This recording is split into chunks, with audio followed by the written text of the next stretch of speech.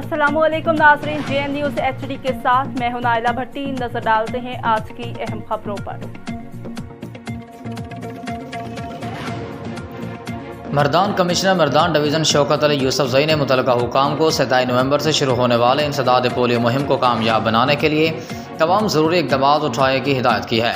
अपने दफ्तर में इंसदाद पोलियो के इंतजाम के हवाले से डिवीज़नल टास्क फोर्स के इजलास से खिताब करते हुए उन्होंने पोलियो टीमों की हिफाजत सिक्योरिटी के लिए फुल प्रूफ प्लान बनाने की हिदायत की।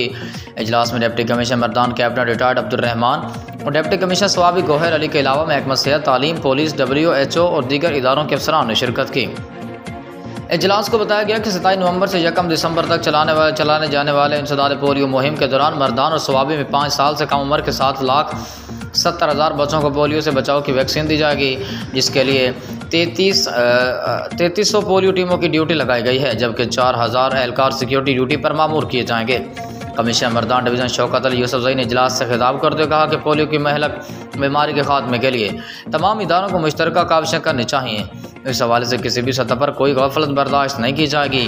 उन्होंने तमाम सरकारी महकमों के अफसरान को हिदायत की कि वो इस कौमी काज को नतीजा खेज बनाने के लिए पोलियो टीमों के तमाम मतलूबा मदद फराहम